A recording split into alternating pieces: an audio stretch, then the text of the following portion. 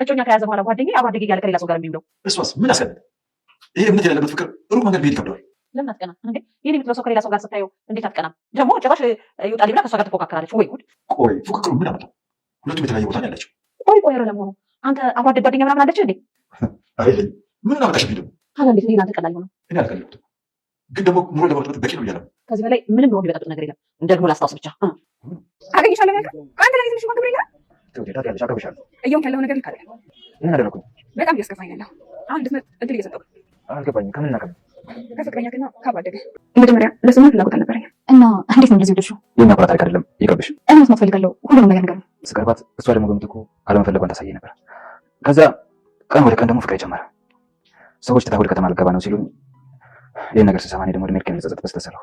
ምን ሰራክ? ጠለፍኳት። እንዴት እንደዚህ ይደረጋል? ወንጀል እኮ ነው። አላውቅም። ፍቅር፣ ወጣትነት፣ እልህ የትኛው አስገባኝ እንደጠለፍኳት አላውቅም።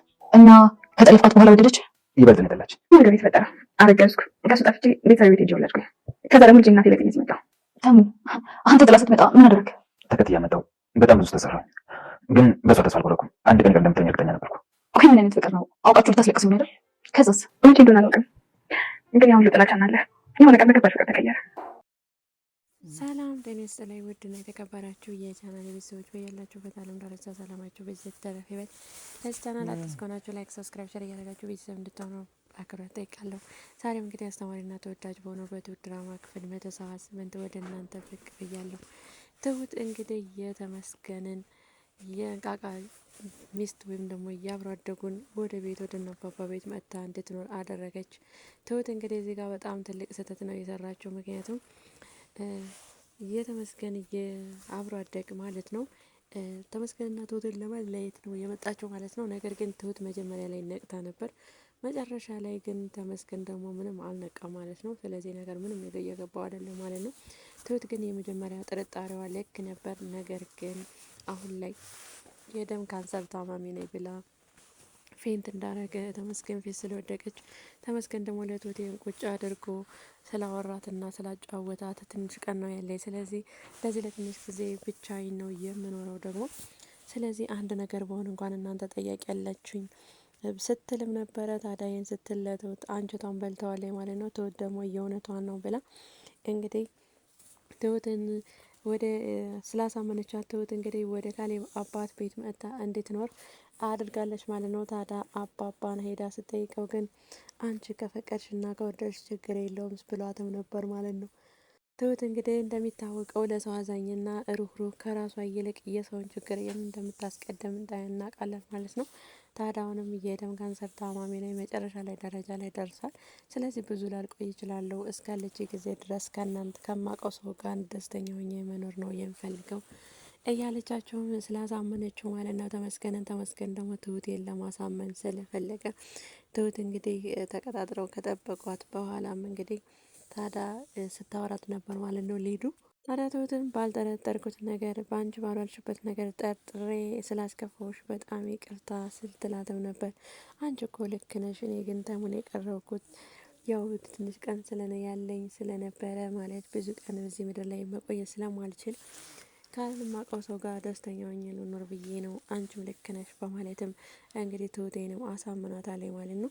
ታዲያ ትሁት መጀመሪያ ላይ ግን እንግዲህ ተመስገን ትቶኝ ወደ እሷ እየሄደውን እያለችም ትሁትን ሄዳ ልታንቃት ስትል እንግዲህ ህልምም ስታልም ነበር ማለት ነው። ትሁት እንግዲህ ሊዱን ሄዳ ልታንቃት ስትል ተመስገን ትሁትን ሲገፈትራትና ሊዱና ተመስገን ተቃቅፈው ሲሄዱ ይህንን ህልም ስታልም ነበርና ትሁት ታዲያ ተመስገንን አልተጫነችም ማለት ነው። ምክንያቱም ከቤት እንደወጣች እንግዲህ ትሁቴ መንጣቷን ስታይ እሷ ትሁትና ተመስገን እንዲጣሉ ስለምትፈልግ ወደ ተመስገን ጉንጭ ጠጋ ትላለች ማለት ነው። ልትሰማው ስትል አንቺ ርቀሽን ጠብቂ፣ ምን እያረግሽ ነው? ስለዚህ እንደዛ የምታረጊ ነገር ከሆነ እኔ የቀረብኩሽ በሌላ ነገር ነው፣ አንቺ ደግሞ በሌላ አስበሽ ከሆነ ተሳስተሻል።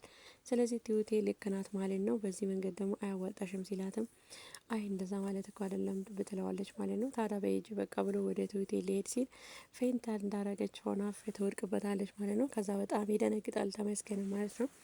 ምን ሆነሽ ነው ብሎ ካነሳትም በኋላ አይ ትንሽ ስላልነገርኩ እንዳትጨነቅ ብዬ ነው፣ ትንሽ የደም ካንሰር ስላለብኝና መጨረሻ ደረጃ ላይ ደርሰሻል ስለተባልኩኝ እንግዲህ አይህን አልነገርኩም ትጨነቃለህ ብዬ እኔ አሁን የምፈልገው ትንሽ ጊዜ ከምፈልጋቸው እና ከማውቃቸው ሰው ጋር መኖር ነው ትለዋለች ማለት ነው።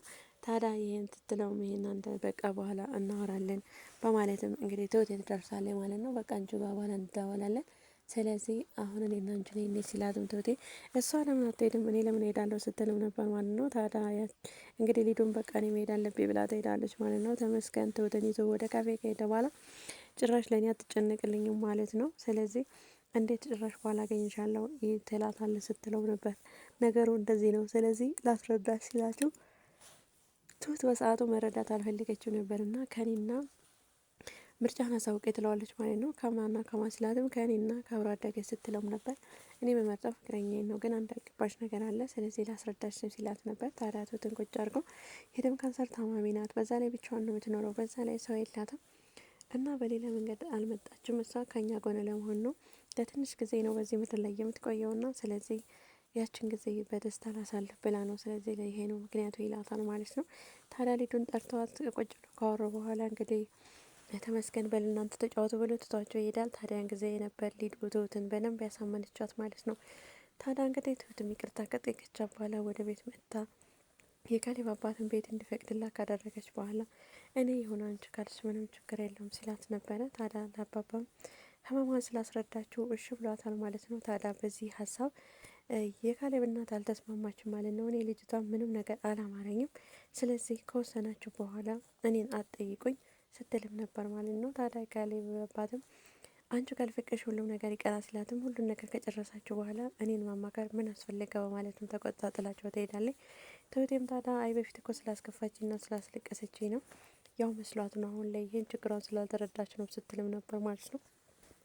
ታዲያ ሊዱ እንግዲህ ወደ ቤት መጥታለች ማለት ነው። ታዲያ ወደ ቤቱን ከገባች በኋላ ተመስገንና ትሁት እንዴት እንደተገናኙና እንዴት እንደተፋቀሩ ስጠይቃቸው ነበር ማለት ነው።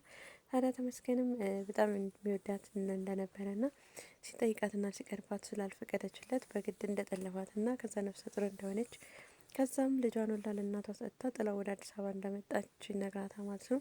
ወደ አዲስ አበባ ከመጣችን በኋላ ተከትሏት እንደመጣና አሁን ከሆነ በኋላ ትሁት ወደ ኖርማል ፍቅሯ ባድሉም ካሳም ሁሉንም ነገር ረስተው ወደ ተመስገን እንደተመለሰች እና ተመስገንም ደግሞ አንድ ቀን ይቅርታ ልብ ቢኖራትና ይቅርታ ታደርግልኛለች ብዬ አስብ ነበር ሲልም ነግረዋታል ማለት ነው።